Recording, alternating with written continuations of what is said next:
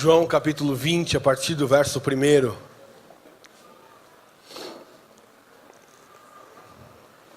Nossa bailarina aqui hoje detonou, você viu? Parabéns, Zê. Muito bom, muito bom.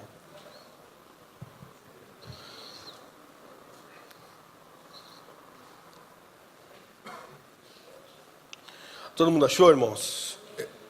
No primeiro dia da semana, bem cedo, estando ainda escuro, Maria Madalena chegou ao sepulcro e viu a pedra da entrada que tinha sido removida. Então correu ao encontro de Simão, Pedro e do outro discípulo, aquele a quem Jesus amava, e disse: tiraram o Senhor do sepulcro e não sabemos onde o colocaram. Pedro e o outro discípulo saíram e foram para o sepulcro. Os dois corriam, mas o outro discípulo foi mais rápido que Pedro e chegou primeiro ao sepulcro. Ele se curvou e olhou para dentro, viu as faixas de linho ali, mas não entrou. A seguir, Simão Pedro, que vinha atrás dele, chegou, entrou no sepulcro e viu as faixas de linho, bem como o lenço que estivera sobre a cabeça de Jesus. Ele estava dobrado à parte, separado das faixas de linho. Depois o outro discípulo que chegara primeiro ao sepulcro também entrou, ele viu e creu. Amém. Pode fechar a sua Bíblia, desligar o seu celular e feche os seus olhos em nome de Jesus. Pai querido, nós pedimos que a sua manifestação da sua graça seja sobre esse tempo agora, do seu poder, do seu amor, da sua misericórdia, que possamos entender e compreender as suas verdades a partir desse momento em nome de Jesus. Amém. Queridos, se você olhar para dentro de si e fazer uma pergunta, eu não sei qual é a sua resposta, mas eu vou fazer a pergunta e vou dar a minha resposta. Você acha que se você fosse Deus, você se escolheria? Pessoa boa, pessoa apta. Você se escolheria? Quem aqui se escolheria? Levanta a mão bem alto. Nem os coachings se escolheriam. Nós não nos escolheríamos porque nós sabemos quem somos. Nós sabemos o que passa pela nossa cabeça. Nós sabemos o que sonda o nosso coração. Nós sabemos as maldades que por muitas vezes sonda a nossa vida. E agora, Deus, quando cria todas as coisas, Ele cria e Ele começa a apontar para um Salvador. A Bíblia vai dizer no livro de Pedro que antes mesmo da fundação do mundo, o Cordeiro já foi imolado. Deus já sabia que existiria a cruz. Deus já sabia que existiria o perdão. E nesse momento, Jesus vem à terra e começa o seu ministério. Quando Jesus inicia o seu ministério, Ele começa a pregar, Ele começa a fazer maravilhas. E nesse tempo, Ele chama 12 homens.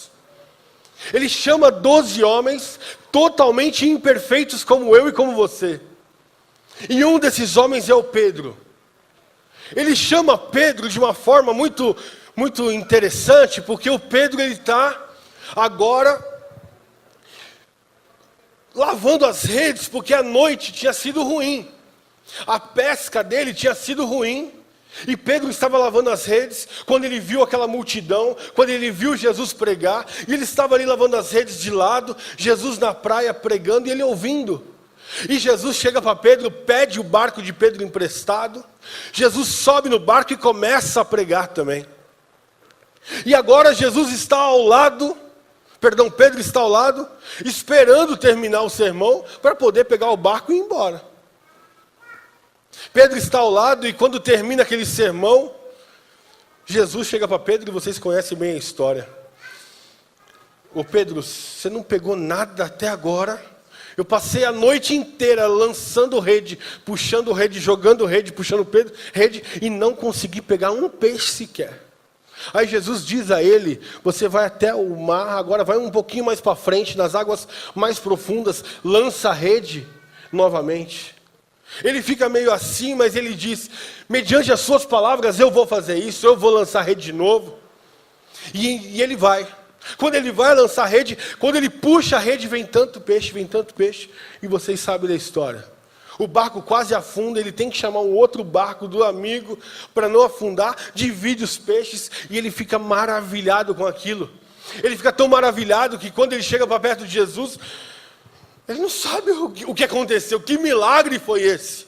E Jesus, a partir daquele momento, faz um convite a Pedro. Ele fala assim: Pedro, eu não quero que você seja apenas um pescador de peixes. Eu estou te convidando nessa noite para você ser um pescador de homens. Pedro, eu não sei se ele entende ou se ele compreende, mas ele aceita o desafio. Muitas vezes nós aceitamos o desafio, mesmo sem compreender, e na caminhada a gente compreende. Agora Pedro está na caminhada com Jesus e mais 11. Jesus, ele prega tanto, ele fala tanto, e nós, muitas vezes nós lemos a Bíblia, lemos o livro de Mateus, de Marcos, de Lucas e João, ficamos maravilhados com as palavras de Jesus, ficamos maravilhados com os milagres de Jesus, mas Pedro e os 11, eles viram face a face. Pedro e os 11 estiveram no Sermão do Monte, sentado ao lado de Jesus, ouvindo a voz de Jesus. Pedro e os 11 viram milagres acontecer que eu e você possivelmente morreremos e nunca veremos. Eles tiveram sensações sobrenaturais no monte. Pedro andou do lado de Jesus, ele viu o cego, ele viu o paralítico, ele olhava, o que está acontecendo aqui? Ele viu a sogra sendo curada, a família restaurada. Pedro teve experiências poderosas com Jesus. Passaram 3 anos e meio de toda a experiência de Pedro com Jesus. Agora Pedro está frente a frente a Jesus, e eu queria que você imaginasse essa cena. Pedro e Jesus. Jesus escolhe Pedro para ser o primeiro pastor, o primeiro homem da igreja, a quem ele deu a chave do templo e disse assim: seja o pastor. Ele agora está de frente a frente com Pedro, e Jesus faz a pergunta que nós sabemos: Pedro, você me ama? Se Jesus chegasse para mim e para você e perguntasse a mesma coisa, qual seria a nossa resposta? Pedro, você me ama? Rafa, você me ama? Giovanni, você me ama? Cédric, você me ama? Lógico que a nossa resposta seria: Senhor, é lógico que eu te amo. E eu te amo muito, é por isso que eu estou aqui, é por isso que eu sou dizimista. A gente ainda daria umas desculpas. Jesus não ficou com muita convicção daquele amor de Pedro, mesmo porque ele falou de um tipo de amor e Pedro responde de outro. Agora Jesus insiste e fala: Pedro, mas você me ama de verdade, Pedro? Eu te amo. Poxa, Jesus, você está desconfiando do meu amor, da minha fidelidade. Estou 3 anos e meio aqui. Você não viu? O cara tentou te matar, eu fui lá, cortei a orelha dele por sua causa. Eu estou aqui contigo, Jesus. Não abro. Pedro, pela última vez, você me ama? É claro que eu te amo. Na terceira e última vez, Jesus disse para ele assim: antes que o galo cante, Pedro, você vai me negar. Presta atenção nisso que eu vou te falar, porque essa foi a última conversa de Jesus e Pedro, antes da cruz do Calvário. Antes da cruz, a última conversa de Pedro e Jesus é essa. E agora Jesus, recebido pelos soldados, é traído por Judas, e Jesus vai para a cruz. E hoje eu não vou falar da cruz. Apanha, chega no Gólgota, coroas de espinho, e Jesus morre. A Bíblia vai dizer que apenas o João, o apóstolo João e a mãe de Jesus, Maria, estavam aos pés da cruz, enquanto Jesus estava pendurado. A minha pergunta para o texto, e sempre me indigna: cadê o Pedro? Você viu que o Pedro tem um embate com Jesus, e Jesus foi para a cruz. Antes um pouco, a Bíblia diz que Pedro está lá no pátio do templo.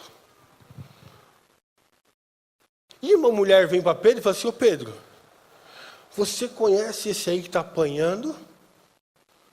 Você fala igual ele, você se veste igual ele, você faz tudo igual ele. O que ele fala? Tá doido? Eu nunca ouvi falar. Não, essa camisa aqui é outra. outro ministério. É uma religião que está para nascer ainda.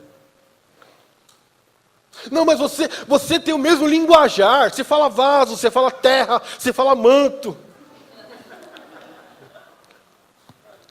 Não, mas não é o evangeliquez. Não, eu não conheço ele. Na terceira vez que ele nega Jesus, a Bíblia diz no livro de Lucas que Jesus está ali e Jesus fita os olhos em Pedro. Vocês lembram da conversa? Você me ama? Pedro acabou de negar e Jesus está assim. Não teve mais diálogo. A Bíblia diz que Pedro sai dali e começa a chorar amargamente. Jesus vai para a cruz, Jesus morre, Jesus vai para o sepulcro.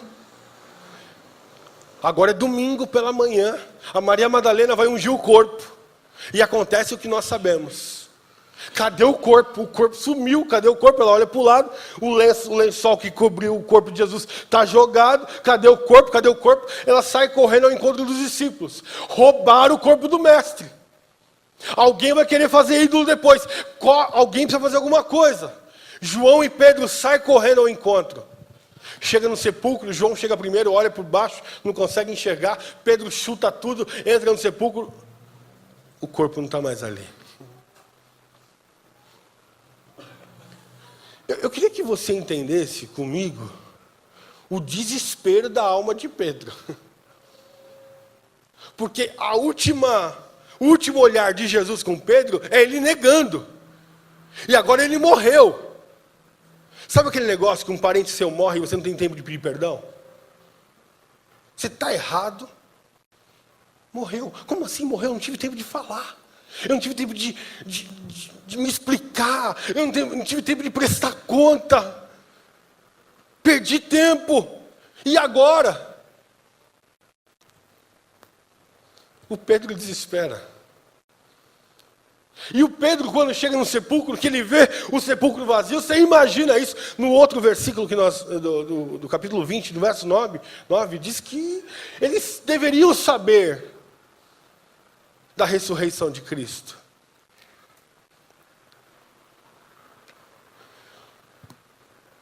O texto agora vai para o outro lado. Jesus aparece aos discípulos. Quando aparece aos discípulos, eles estão na praia de novo, e Jesus tem uma nova conversa com Pedro. Jesus tem um novo diálogo com Pedro. Porque quando Jesus aparece a Maria Madalena, ele fala assim, avisa lá que eu estou vivo e manda avisar o Pedro também. Eu preciso que ele saiba. Quando Jesus e Pedro agora se enfrentam novamente, se fosse eu, minhas pernas tinham bambeado. As pernas bambearam e Jesus chega para Pedro. Na cabeça de Pedro, o que Jesus faria? Eu não te falei que você ia me negar? Eu não falei que você ia errar de novo? Você é ruim mesmo, hein? Você não aprendeu nada? A conversa é a mesma, porque não tinha terminado o assunto. Ô Pedro, ô Jesus, você me ama, Pedro?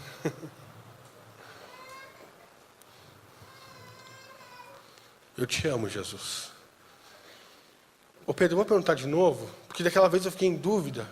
Eu quero ver a certeza do seu coração. Pedro, você me ama, Pedro? Eu te amo, Jesus. Ô Pedro, você me ama de verdade? Eu te amo, Jesus. Então faz o seguinte, apacenta as minhas ovelhas a partir de agora. Deixa eu te falar uma coisa. Meu coração está explodindo aqui. Porque você entrou aqui nessa noite e pode ser que você tenha sido escorraçado de algum lugar por ter errado. E a religião te condenou ao ponto de você ficar com medo de voltar para o lugar. E a ressurreição de Cristo não trouxe condenação a Pedro, ao contrário, a ressurreição de Cristo trouxe vida para Pedro, ao ponto de falar assim, Pedro, a partir de agora, já que você me ama e eu te amo, vive, Pedro. Toda a condenação sobre a minha e a sua vida ficou na cruz. Na ressurreição só veio a vida.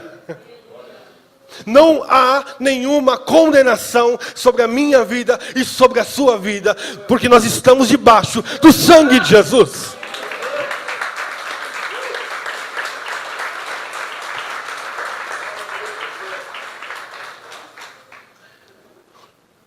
Jesus, eu te amo.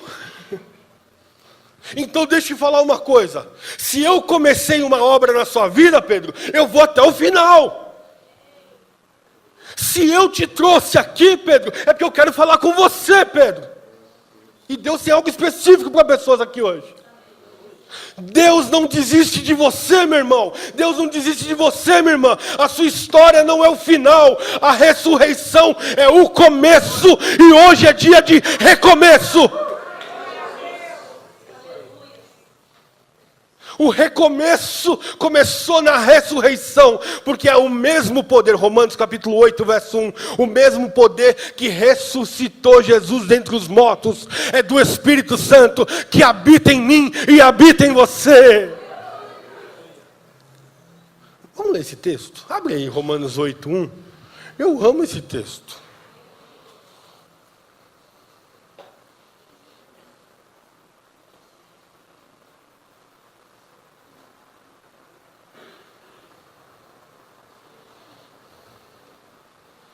Romanos 8, 11.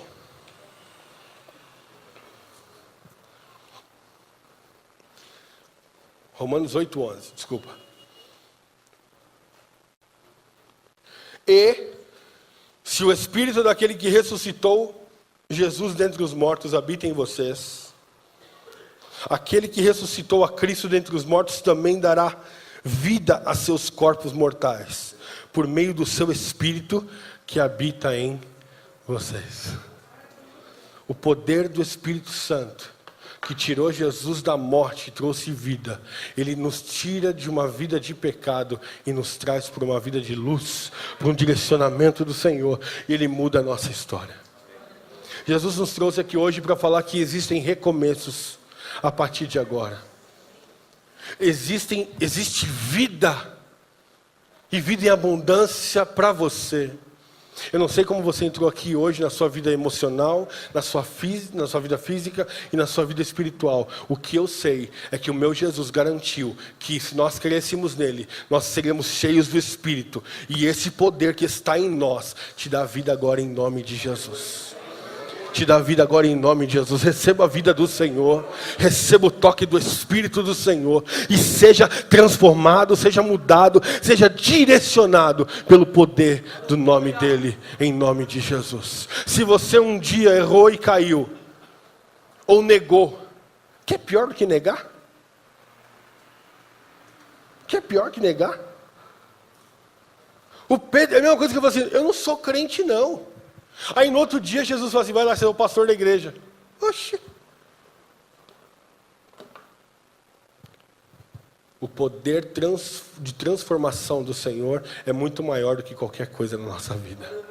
E da noite para o dia as coisas podem mudar. E em nome de Jesus, a palavra profética de hoje é, da noite para o dia, de hoje para amanhã, de domingo para segunda, a sua vida muda, a sua história muda, a sua vida emocional muda, em nome de Jesus. Amém?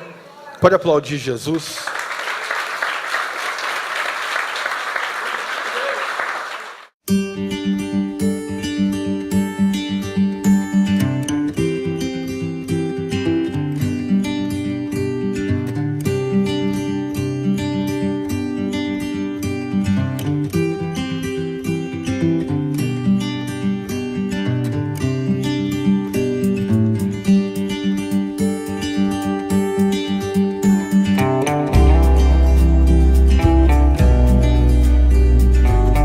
Domingos às 6:30 da noite tem culto da família na Way House Church. Venha estar conosco. Arujá Lagos Boulevard, Estrada de Santa Isabel, 1201, Sala 123, Arujá, São Paulo.